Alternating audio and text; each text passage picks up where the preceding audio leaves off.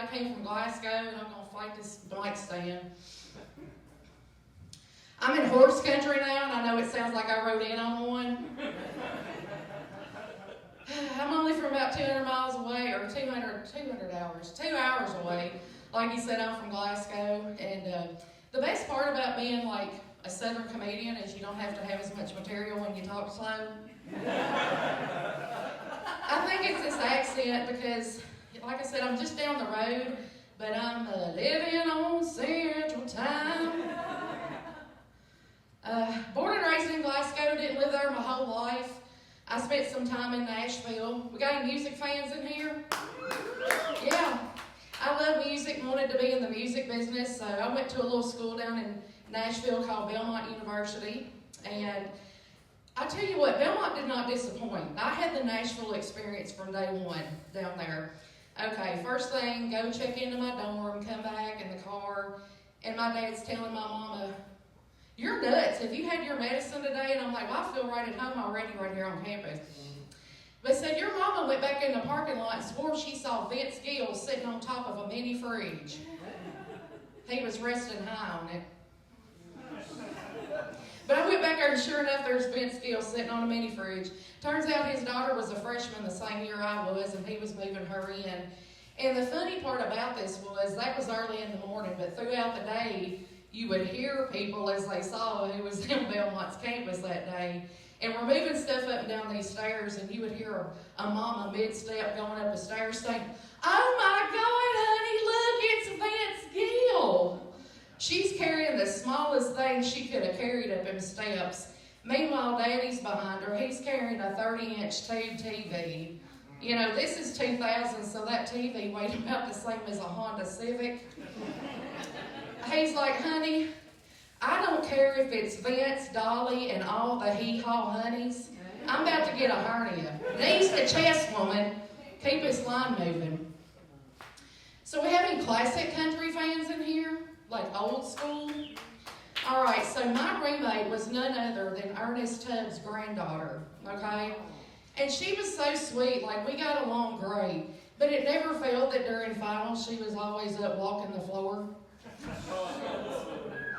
If that joke didn't resonate with you, just pretend like I said I lived with Hank Williams' granddaughter, and I never got any rest because all her rowdy friends were always coming over. My PE elective at Belmont was country line dancing. And, yeah, not kidding. And our final was at Silverado's Dance Hall and Saloon. And you got to remember, at this time, Belmont was still part of the Southern Baptist Convention. And nothing said Southern Baptist quite like boot scooting and penny long necks on a Tuesday night. It was fabulous. But I ended up getting married. That's how I ended up back in Kentucky. I'm divorced right now. But as you see, I wear this ring for 2 reasons. 2. One, it's gorgeous. I picked it out. The other, I had to help pay for it. We went to Jared and I had to co-sign. They thought he was all nervous about buying a ring. Turns out he broke a sweat when they had to pull his credit score. But it was good to end up back home. My parents are getting older and I'm an only child. They laugh at all my jokes because I decide what nursing home they're going to go to. My mama likes to get smart every now and then. She's like, "That Ozempic's still working for you like it should?" I said, "Keep talking, woman. You want a nursing home with running water?" I ain't talking bingo and Wi-Fi. You won't be able to flush a commode. And something I didn't expect as my parents got older. One thing, it doesn't matter what's wrong with you. They got something that'll cure what ails you.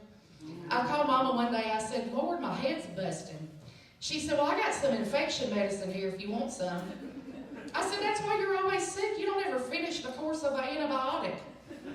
She said, "I don't take antibiotics. I don't mess with that. I take infection medicine." I love it. My parents always call it what it is. I called her one day. I said, "My stomach's upset." She said, "Your daddy's got some of these 6 stomach pills left over. Won't you come get one?" She said, "I'll put it in a Ziploc bag and leave it out on the carport. Ain't no need you coming in here and getting us all sick. You just come over and get it." I said, "Mama, you can't put prescription drugs in a Ziploc bag. That's illegal."